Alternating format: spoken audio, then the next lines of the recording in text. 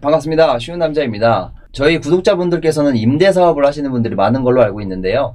임대사업을 하시면서 임대사업자 등록을 하셨을 거예요. 임대사업자는 크게 두 종류가 있죠. 하나는 시청에서 등록하는 임대사업자, 그리고 또 다른 하나는 세무서에서 등록하는 임대사업자가 있어요. 근데 우리가 소득신고를 할 때 세무서에서 등록하는 임대사업자로 소득신고를 해야 되기 때문에 대부분의 임대사업을 하시는 분들은 노란 색깔 사업자 등록증 있죠. 세무서에서 발급받는 거. 요 사업자는 다 하셨을 거라고 생각이 들고, 이 시청에서 등록하는 임대사업자는 하신 분들이 있고 안 하신 분도 있을 거예요. 왜 그러냐면 세제 혜택을 준다고 하면서 시청 임대사업자를 많이 촉진을 했었는데 세제 혜택이 실질적으로 좀 많이 축소가 된 상황이죠. 그리고 제약은 좀 많이 걸려 있는 상황이고, 뭐 임차인한테 보증보험을 가입해줘야 한다든가 아니면 5% 임대료 5% 상한을 지켜야 한다든가 그러한 부분 때문에 시청에서 등록하는 것은 하신 분도 있고 안 하신 분도 있을 거예요. 오늘은 제가 시청에서 등록하는 임대사업자의 세제 혜택에 대해서 알아보겠습니다. 본 자료는 렌트홈 사이트에서 여러분들도 직접 열람이 가능해요. 먼저 취득세 보겠습니다. 취득세를 면제해주는 혜택이 있는데 60제곱미터 이하일 경우에는 취득세 면제가 된다. 그 대신 세액이 200만원 초과했을 때는 85%만 경감해준다. 우리가 오피스텔 1억짜리를 구입하게 되면 세액이 4%니까, 취득세액이 4%니까 400만원이죠. 그러니까 오피스텔 1억짜리만 구입하더라도 취득세 면제가 안 되는 거죠. 그러니까 대부분은 취득세 면제는 불가능하다고 보면 되고, 세액이 200만원이 초과하기 때문에 85%를 감면받는다, 이렇게 생각하시면 됩니다. 그리고 85제곱미터 이하도 혜택이 있네요. 50% 경감을 해주는데 또 조건이 붙어요. 임대주택을 20호 이상 등록 시, 그러니까 오피스텔 20채 이상 구입을 하셔서 임대사업을 냈을 때 가능하다, 이렇게 보면 되고요. 또 조건이 있습니다. 공동주택을 신축, 공동주택, 오피스텔을 최초 분양한 경우, 공동주택에 포함되는 건 뭐가 있죠? 아파트나 빌라가 있고요. 오피스텔이 또 있고요. 보통 이제 우리가 분양할 경우에는 임대사업자 혜택을, 취득세 혜택을 볼 수가 있다, 이렇게 많이 알고 계시는데, 그냥 쉽게 생각하시면 돼요. 그렇게 내가 뭐 오피스텔 분양 현장에 가서 오피스텔 분양 받고 사업자 등록증 냈다, 그러면 그거에 한해서 취득세 감면 혜택이 있다. 그냥 우리가 흔히 분양받을 수 있는 그 아파텔 있죠. 아파텔 같은 경우에 전용이 보통 84예요. 보통은 이제 거주 목적으로 아파트를 분양을 받죠. 그런 경우에는 20채 이상을 등록을 해야 되기 때문에 혜택이 거의 받기가 힘들다, 이렇게 보면 되고, 원룸 오피스텔, 투룸 오피스텔 같은 경우엔 취득세 경감 혜택을 받을 수가 있겠습니다. 그렇죠? 그리고 재산세 보겠습니다. 재산세는 40제곱미터 이하에 대해서 면제 혜택이 있어요. 면제.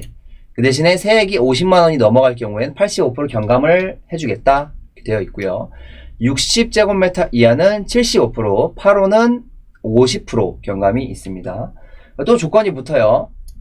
매입해서 하는 임대사업자와 건설해서 하는 임대사업자가 있어요. 건설은 내가 뭐 도급을 맡기든 내가 직접 직영공사를 하든 하여서 최초로 등기를 취득하는 거예요. 그러니까 보존등기 방식인 거죠.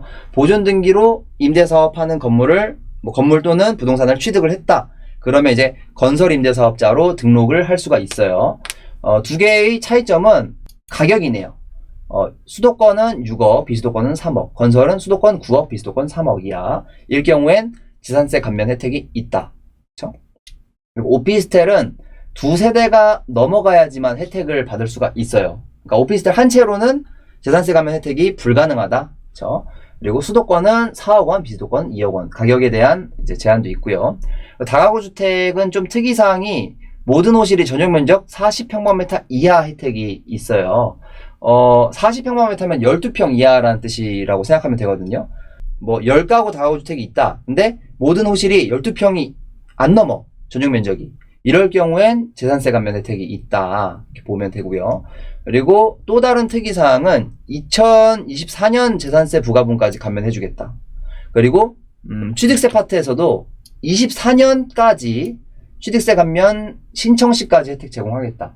그렇죠? 그러면 내후년이죠. 24년까지에 대해서 세제 혜택을 좀 주겠다.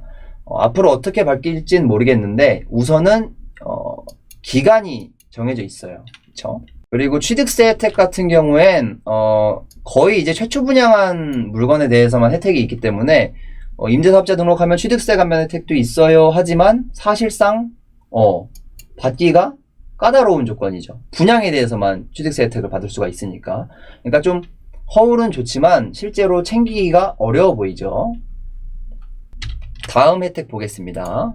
종부세 합산 배제 부분이 나오는데 보겠습니다. 매입에 대해서 있고요. 건설에 대해서 있는데 매입은 공시가가 수도권 6억, 비수도권은 3억 이하에 대해서 혜택을 주겠다라고 하네요. 사실 수도권에 뭐 6억짜리 이하라고 보면은 저희 경기도 이천 같은 경우만 보더라도 4층짜리 다가구 주택, 뭐 가구 수가 한 15개, 뭐 16개 되는 것들 웬만하면 공시가가 6억이 넘어요. 그러니까 종부세 합산 배제를 받기가 좀 힘들다 라고 좀 보여지고요.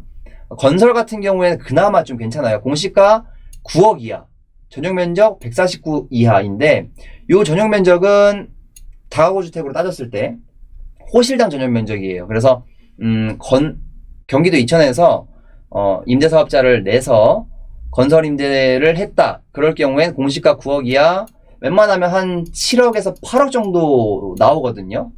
대부분. 그러면 종부세 합산 배제 혜택을 받을 수가 있고 전용 면적이 149면은 45평 이하라는 뜻이거든요. 근데 아무리 주인 세대를 크게 넣더라도 45평 이상 빼는 경우가 진짜 100개 중에 하나? 주인 세대를 넓게 빼지 않는 이상은 거의 불가능하기 때문에 그나마 종부세 합산 배제는 건설 임대사업자에서 혜택을 좀 챙길 수가 있을 것 같습니다. 그리고 소득세 부분 보겠습니다. 감면과 분리과세 두 가지가 있는데요. 감면은 1호 이상 임대 시 75% 감면, 그리고 두 개, 뭐 오피스텔로 따지면 뭐 오피스텔 뭐 201호, 202호 이런 식으로 두 채를 구입을 해서 임대사업자를 했을 때 50% 이하 혜택이 있고요. 또 조건이 붙죠. 기준시가는 6억 이하여야 합니다. 기준시가가 6억 이하면 아까 말씀드렸죠. 이천에 있는 웬만한 다가구 주택이 6억이 다 넘어간다고. 그러면 대부분의 혜택은 오피스텔에 대해서 임대사업을 하시는 분들, 아니면 뭐 아파트 임대사업자 등록하신 분들 있죠. 지금은 뭐 폐지되고 없지만 그런 분들은 혜택을 좀 받을 수가 있겠다 보시면 되고요. 분리과세 보겠습니다. 2천만 원 이하 임대소득이 분리과세가 해당한대요. 자, 2천만 원 이하면요, 저희가 원룸 건물을 뭐 10가구짜리를 취득을 하더라도 하나의 월세를 40만 원만 잡더라도, 그쵸? 그러면 연에 4,800만 원 임대료가 나오네요. 그쵸? 그러면 2천만 원이 훌쩍 넘어가요. 분리과세, 소득세 분리과세는 제가 봤을 땐 다가구 주택에서는 거의 불가능하지 않을까 좀 싶고, 마찬가지죠. 오피스텔이나 소형 아파트 이런 쪽에서 임대소득세 혜택을 받을 수가 있겠다 보시면 되겠습니다. 그리고 마지막으로 양도소득세 부분 보겠습니다. 양도소득세는 중과배제가 있고 장특공이 있고 거주주택 비과세. 말이 좀 어렵죠. 일단 양도세율 중과세를 치지 않겠다 하는 부분은 매입과 건설 마찬가지로 두 가지로 나눠집니다. 기준시가 수도권은 6억, 그쵸? 그리고 마찬가지로 건설도 6억 이하. 예, 그리고 특이사항으로는 대지면적까지 봐요. 대지면적은 이제 298평방미터인데 약 90평 정도 되거든요. 그러니까 90평이 넘어가면 혜택을 주지 않겠다라고 하는 건데, 요거는 왜 들어가 있는지 모르겠어요. 좀 허들을 높이기 위해서인가요? 장특공 보겠습니다. 건설임대사업자에 대해서 장특공이 주어지고요. 기준시가가 수도권은 6억 이하. 경기도 이천 기준으로 건물이 한 7억에서 8억 정도 잡힌다고. 받기 불가능한 혜택이죠. 2천만 해도. 그렇죠? 그리고 국민주택 규모 이하, 요거는 뭐 다 알고 계시겠지만 8호 평방미터 이하라는 뜻입니다. 국민주택 규모는 8호입니다. 그리고 거주주택 비과세 적용이라는 부분이 있어요. 주택 보유기간 중 거주기간이 2년이 넘은 걸 거주주택이라고 말합니다. 그러면 이것을 비과세를 받는 조건은 거주주택 외 모든 주택을 임대해야 된다. 내가 만약에 아파트 한 채에서 거주를 하고 있는데 임대를 주고 있는 건물이 하나 있다. 이럴 경우에 비과세 혜택이 없어요. 지금 상황에선. 근데 이 임대주택, 임대하는 건물에 대해서 임대사업자를 등록을 했어요. 그러면 내 거주주택은 팔 때 비과세가 된다. 이렇게 생각을 하시면 되겠습니다. 마찬가지로 가격이 있어요. 기준시가가, 임대주택의 기준시가가 6억 원이 넘어가지 않아야 한다. 이렇게까지가 시청에서 임대사업자를 등록했을 때 받을 수 있는 혜택입니다. 저랑 같이 임대사업자 세제 혜택에 대해서 알아봤는데 어떠셨나요? 혜택을 챙기기가 좀 쉬운 편인 것 같나요?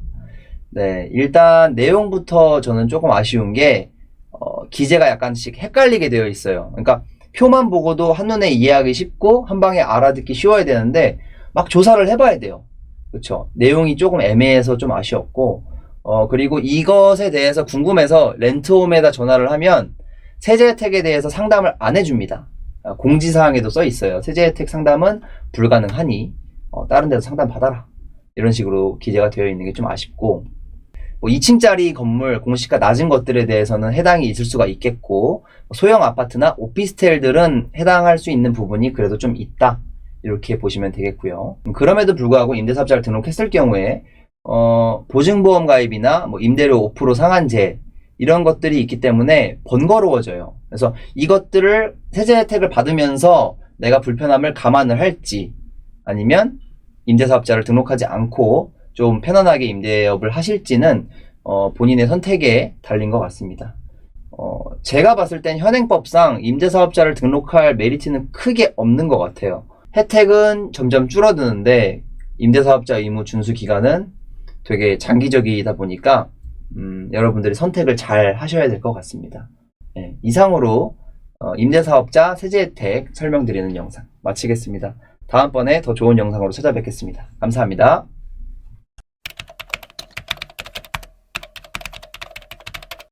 이방사